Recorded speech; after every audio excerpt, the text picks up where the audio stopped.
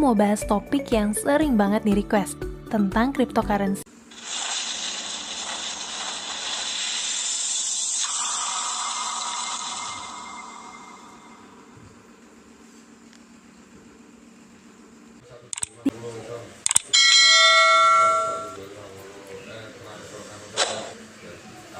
Yang paling populer yaitu Bitcoin. Mungkin sebagian dari kamu pernah denger nih, kalau harga Bitcoin tuh sempet naik gila-gilaan selama 10 tahun terakhir.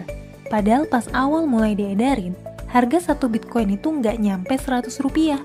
Pokoknya murah banget deh, seolah-olah tuh nggak ada nilainya. Tapi seiring berjalannya waktu, harga Bitcoin tuh terus melonjak. Dari beberapa puluh rupiah jadi beberapa ratus rupiah. Naik lagi sampai beberapa ribu rupiah. Sampai harganya tuh tembus jutaan rupiah. Dan pada puncaknya, di tanggal 16 Desember 2017, satu Bitcoin tuh sempat nyentuh harga 260 juta rupiah. Coba kamu bayangin deh, satu Bitcoin yang tadinya dihargai kurang dari 100 rupiah, naik jadi 260 juta rupiah dalam waktu 7 tahun. Makanya banyak orang yang nyesel nih, coba aja dulu beli Bitcoin pas harganya masih murah. Mereka yang beli dan tetap menyimpan Bitcoin pasti udah jadi miliarder atau bahkan triliuner. Dari sejarah cryptocurrency dan Bitcoin. Cryptocurrency itu apa sih? Sesuai namanya, cryptocurrency itu adalah bentuk simpanan digital yang proses transfernya tuh pakai teknik kriptografi atau sandi rahasia.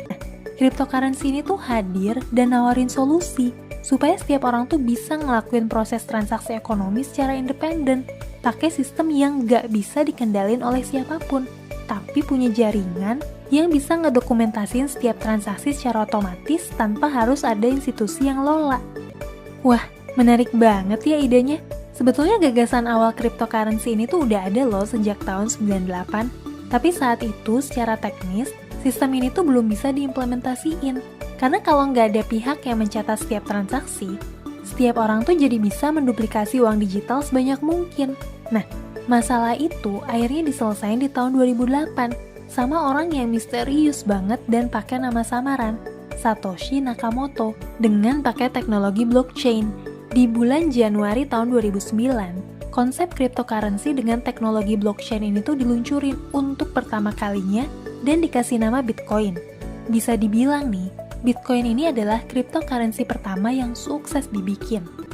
Bitcoin tuh harus punya jaringan, tapi jaringan itu tuh nggak boleh terpusat di satu server, nggak boleh dikelola sama satu perusahaan, dan nggak boleh ada yang ngendaliin.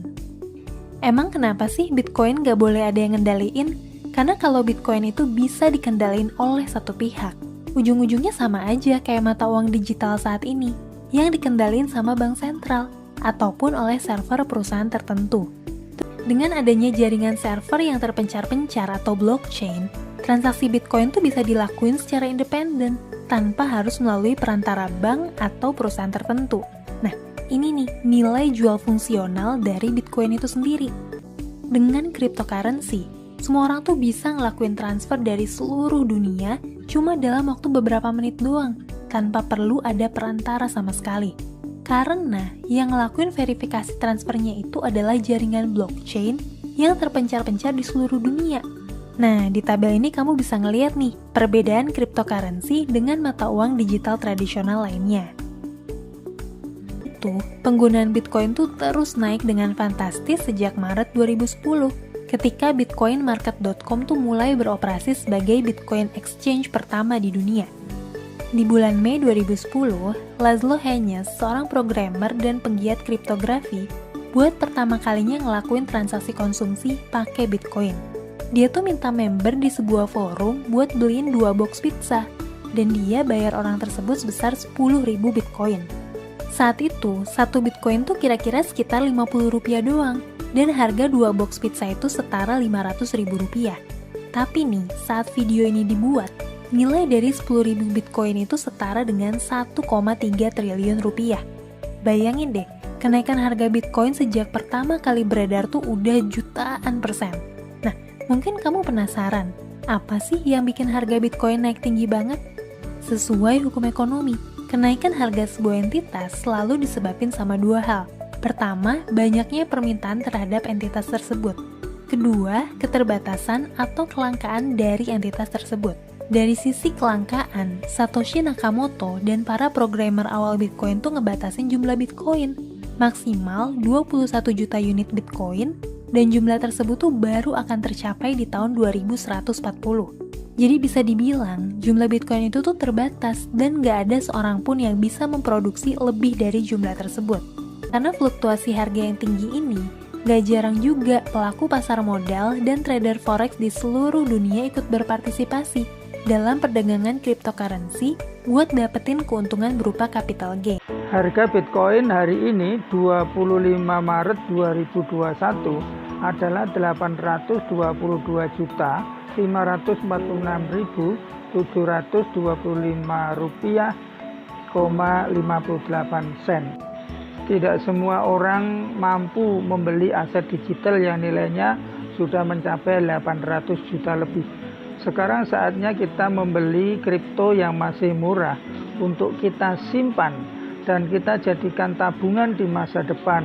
Dengan gold coin yang masih memiliki nilai ribuan rupiah, kita masih mampu menyimpan gold coin ini ke depan 3 tahun akan menjadi 15 juta per koinnya.